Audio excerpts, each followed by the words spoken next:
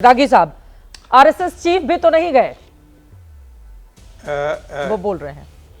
चित्रा जी, मैं रत्नाकर जी को बता दूं कि मैं वहां पर गया हूं और मैं पूरी व्यवस्था भी देखा। 3 दिन तक मेला क्षेत्र में मैं घुमा हूं। 17, 18 और 19 को दोपहर के बाद में लौटा हूं। पैदल जाते हैं उसके पूछा।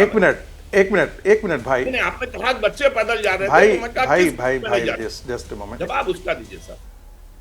नहीं, मैं तो यही मैं सिर्फ इतना कह रहा हूं कि इस कुंभ में एक बड़ी चीज देखने को मिली। जिस प्रकार से नवजुवक लोग, तरुण लोग इस कुंभ में गए, वो मुझे उस प्रकार की चीजें देखने को नहीं मिली थी। ये मुझे हो सकता है कि मेरी अज्ञानता हो, हर समय जाते हूँ, बट ऐसा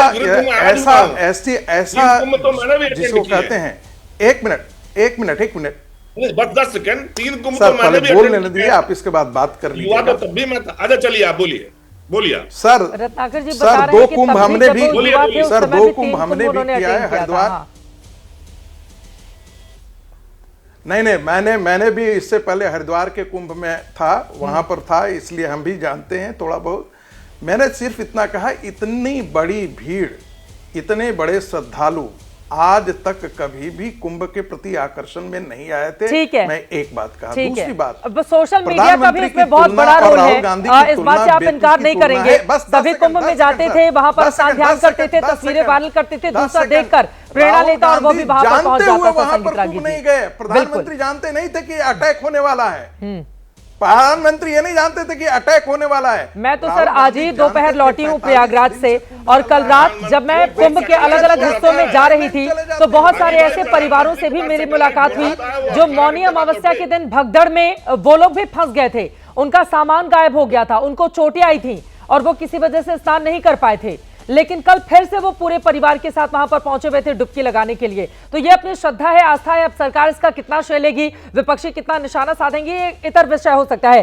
विक्रम सिंह जी, माफी के साथ मैं बहुत देर से आपके पास आ रही हूं। विक्रम सिंह जी, मेरा सीधा सा सवाल है। देखिए, बहुत सारे सवाल मौनी अमावस्या को जो भगदड़ मची थी उसको लेकर खड़े हुए पुलिस प्रशासन के ऊपर। इसके इतर भी हम लोगों ने देखा, अब इतनी बड़ी तादाद में अगर 1.5 2 करोड़ लोग आए तो फिर कुछ हजार पुलिस वाले कैसे चीजों को मैनेज करेंगे।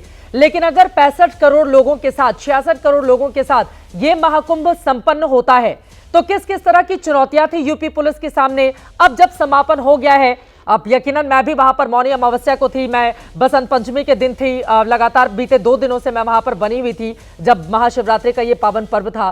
पुलिस वालों के लिए किस तरह की मुश्किलें थी जिससे पार पाते हुए आज ये सफल महाकुंभ जिसका दावा सरकार की ओर से किया जा रहा है। सिंह साहब।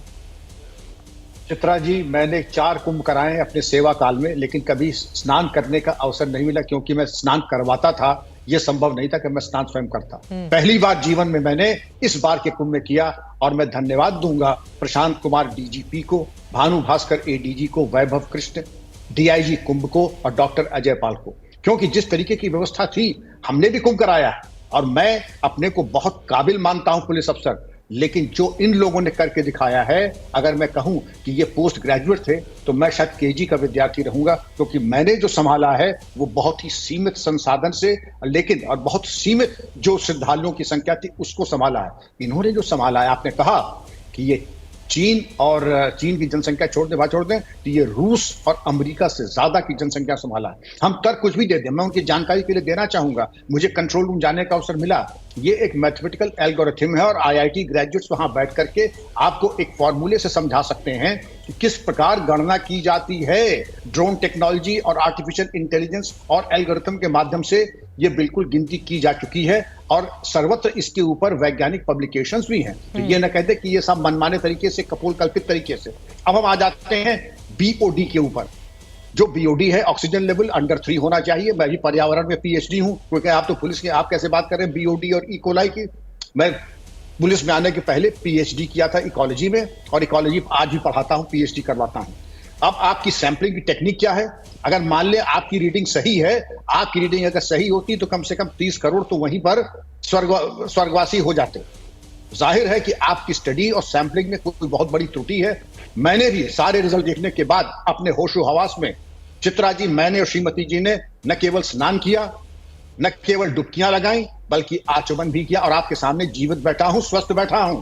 किसी तरीके का मनोविकार या कोई किसी तरीके की विक्षिप्तता मेरे अंदर नहीं, न श्रीमती जी में है। तो चित्रा जी, जो हम पहले सोच समझ करके करें, अब इसको आप कह सकते हैं प्लेसिबो इफेक्ट हो सकता है, अब उसके बारे में बाद में चर्चा करेंगे कि प्लेसिबो इफेक्ट क्या होता है। लेकिन अगर इनके दावे मान लिए जाएं तो ग्रीन ट्रिब्यूनल को मेरा कहना है, आपने जो सैंपलिंग ली थी, मैं उम्मीद करता हूं कि आपने सही राह से सैंपलिंग की होगी। अब हम बात आते हैं एज ए पुलिस अधिकारी मनोबल गिराने के लिए चित्रा जी क्या नहीं किया गया। भगदड़ हो गई, भगदड़ इसके पहले भी हुई थी, अगर हो गई थी, हमारी कोई त्रुटि नहीं थी, तो मैं समझता हूं कि अगर एक दुर्घटना थी तो दुर्घटना को दुर्घटना की तरह उसकी पुनरावृत्ति न हो और उसके बारे में कार्रवाई करें। लेकिन ये कह देना कि लाशें गंगा जी में प्रवाहित कर दी गई, लाशें बालू में दबा दी गई, बड़े जिम्मेदार लोगों ने आरोप लगाए हैं। मेरा आह्वान होगा, और मैं फिर भी डीजीपी से कहूंगा, हालांकि उन्होंने मेरी बात को सिरे से नकार दिया, मैं चाहूंगा इस पे अपराध पंजीकृत हो, क्योंकि जिम्मेदार लोगों ने आरोप लगाया है। और अगर आरोप प्रमाणित होते हैं तो जो दोषी पुलिसकर्मी अधिकारी हैं उनके ऊपर कठोरतम कार्रवाई हो, ऐतिहासिक कार्रवाई हो। लेकिन अगर आरोप मिथ्या पाए जाते हैं जांच में, अनुसंधान में, तो इनके खिलाफ भी जो आईपीसी की धारा 182 है और 217 है झूठे आरोप लगाने के, इनके ऊपर भी वही कार्रवाई होनी चाहिए। मैं न्याय की बात करता हूं, मेरा राजनीति से कोई लेना देना नहीं है, लेकिन मनगढ़ंत आरोप लगा के लोगों में भय और आतंक फैलाना, लोगों में भ्रम की स्थिति उत्पन्न कराना, लोगों में भगदड़ मचवाना, ये बहुत ही गैर जिम्मेदाराना था। मैं पुलिस प्रशासन को पुनः बधाई दूंगा कि उन्होंने बिल्कुल कर्मयोगी की तरह एक पैर पे खड़े होकर सामान्य शिष्टाचार के साथ मुस्कुराते हुए बिना आपा खोए, आप ये चैनल में भी देखें, यहाँ तो कोई जान माल की क्षति है नहीं, लोग आपा आपके चैनल में भी खो देते हैं, आपके प्रोग्राम में खो देते हैं। तो यही अगर हमारे विद्वान पहले से अगर वहां होते तो क्या दुर्गत होती जनता, आप स्वयं समझ सकती हैं। तो मैं सलाम करूंगा अपने पुलिस कर्मियों को, प्रशासनिक अधिकारियों को, वहां की जो इंतजाम में थे, उन्होंने बहुत ही सुंदर व्यवस्था की थी। ठीक है।